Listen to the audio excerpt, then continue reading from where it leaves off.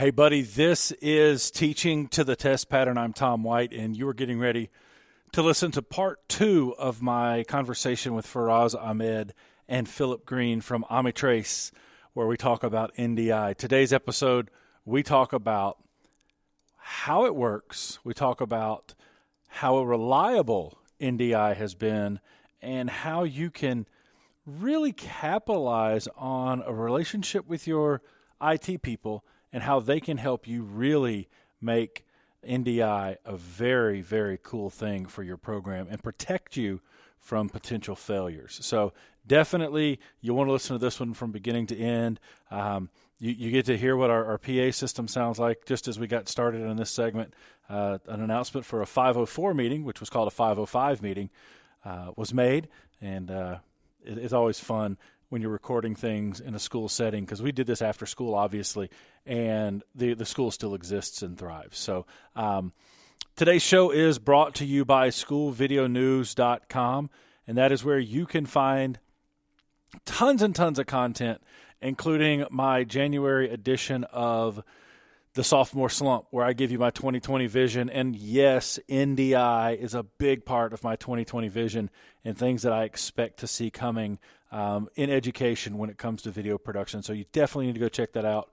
Schoolvideonews.com for just, you name it, there's an article there for it, no matter where you are in your education career, in video production career, whether you're doing broadcast news, you're doing just sports, or you're just, you're just making films or shooting around with kids and having a good time. So definitely check that out, schoolvideonews.com. And make sure you pay attention to this one, because this one's pretty cool, where we talk about quality of service on your NDI units to protect you when you're out broadcasting in the field. So here we go. Faraz Ahmed, Phillip Greene, Tom White, three dudes, cinder block room, talking NDI. This is Teaching to the Test Pattern.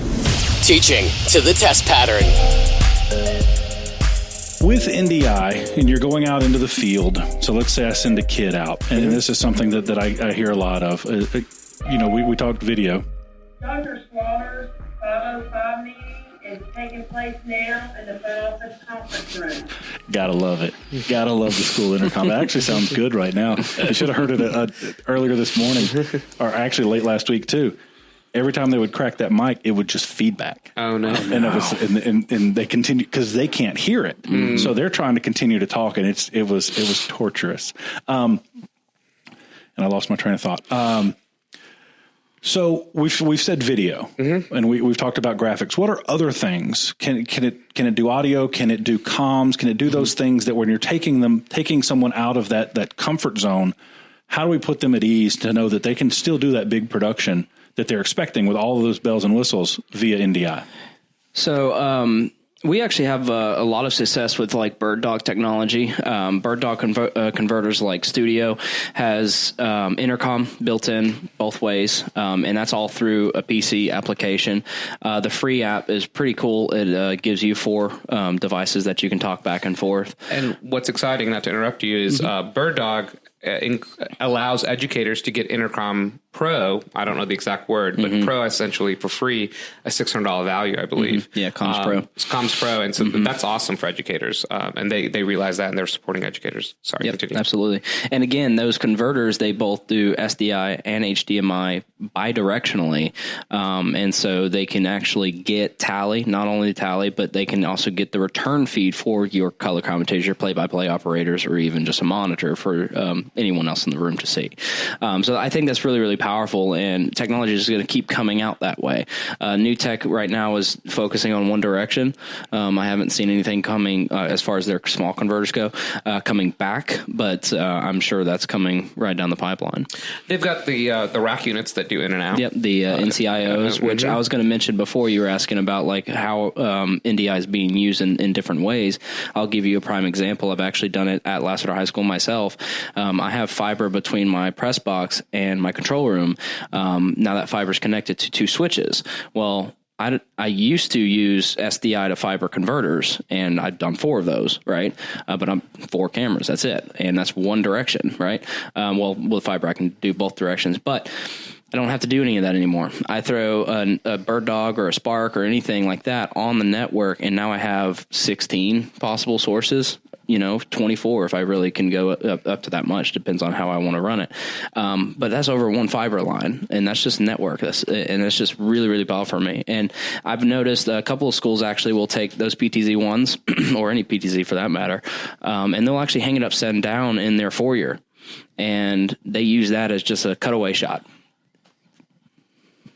And the big thing, we get excited over here. So we're talking about the coolest examples, and we're going to get start getting into this jargon over here. Mm-hmm. The basic idea, always keep in the back of the head that I try to remind people is, once it's NDI on your network, so you might use a converter, the computer might do it, software might do it, a plugin might do it. Once it's NDI on the network, it's available to anything that can accept NDI.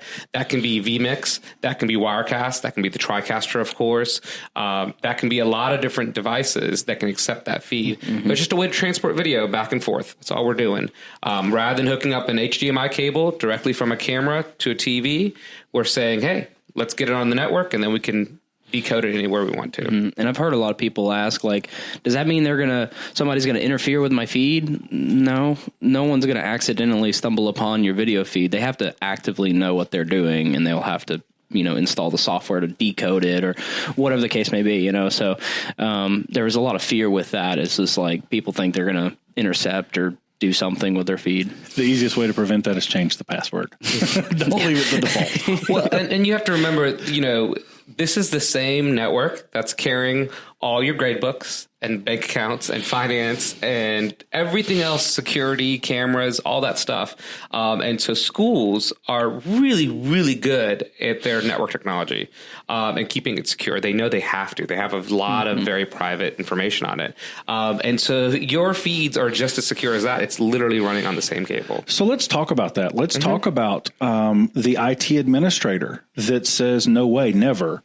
And some of the things to put those, because I want to arm the listeners with the answers to go back to their IT person and go, here's why we should do this, and here's how it's worked in other places. Mm-hmm. So what is the answer to that IT person that says we're not putting anything that we don't know on the network?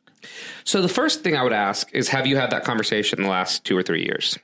Because, and the reason I say that is, everything is on the network now.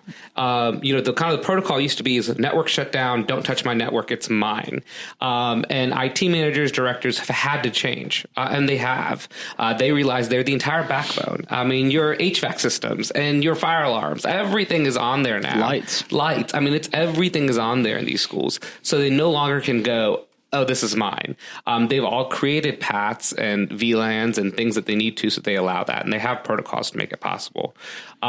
New Tech is pretty clever with NDI, that they've made it a kind of a top layer that's running along with all your other traffic. So it's not requiring a lot of things from the network. And they've also made it flexible in terms of what protocols it supports. So the quickest way, and I can share this with your podcast and things like that, there's a one sheet that's designed for IT professionals, that when I might look at it, or another video professional, we kind of, our eyes might glaze over, but it uses their terminology that they want and answers their security questions in just a simple one sheet. And then there's a deeper 14-page tech brief that you can dig into if they have any questions. The surprising thing, because again, networks have had to be pretty flexible in the way they work. We have seen a lot of schools that work plug and play. Where we plug it, it shows up. IT department did not need to get involved. Of course, we let them know what's going on and kind of run through it. But that's pretty exciting. If you have a TriCaster that's, in the last 8, 9, 10 years, there's a good chance that you could be already using NDI, or it's NDI enabled and you just have to get some free apps like the Adobe Premiere one, or an iPhone app so that you can have wireless cameras. Lots of fun stuff like that out there. The biggest hurdle that I find, because I'm, in the schools a lot, is a lot of times in bigger schools, the IT will section off the building in different VLANs. So jumping between different VLANs is difficult, right? But a lot of times, let's say this section of my building, my whole 3 floors is all on the same VLAN. So I can go anywhere within those 3 floors, no problem. But the moment I jump over to, say, the gym, now I have an issue because it's in a completely different VLAN. But I've had professionals just go, hey, I'm on port 246. Can you put that on the same VLAN as port 356? Right. And then, 10 minutes later, yep, you're good to go. And it's magic. It just works. One of the things that we did here where I am is again, it's all magic to me. I have no idea how it works, but I do know enough to be dangerous. And when we got the units, I gave them to my IT folks, and they used the MAC address for each unit and to clear it so that no matter where I go, and my long-term goals I shared with you guys earlier is to just go up to the elementary school and do a broadcast because we can. So if I go up there, we're on the same network, and it's going to be fine because it's married to that MAC address. Real quick, just for MAC address, because that's something because again, I'm a broadcast professional. I'm having to slowly become an IT professional, and so a MAC address is a really cool thing that no one really explained to me for the longest time. It's simply a unique string of characters for each network device. And it's completely unique. If you have every device that you have will have a MAC address, and there won't be another device with that same MAC address in the entire world. So your iPhone or phone or computer or network port, whatever, they all have unique MAC addresses. And what's nice about that is that's how IT's professionals can identify different devices, right? They're going to see a device and they're going to go, that's that one device. There's not another device in the world that will have that same MAC address. And for the teachers, and what that MAC address can do, and if you have a progressive thinking IT person, they can run a quality of service for you. So they can put you in a specific tier for that MAC address. For example, in our basketball gym, haven't done it yet, but we're close. I'm going to take our Sparks, and I have the battery packs, and we're going to go to the gym and produce a game over NDI with end zone cams. And because they've set my QoS, I don't have to worry about if the gym's packed and everybody's on their phone, because as Phillip learned earlier, you just walk in apparently and you get on our network. It separates me. So I don't have to worry about losing that signal, which is a big fear, which was my biggest fear. I left my SDI cables on the floor for 6 months after we ran full NDI, just because I wasn't sure. Did we have to go back and use it? Yeah, but that was an entire network failure, not just our Spark devices. This is Teaching to the Test Pattern.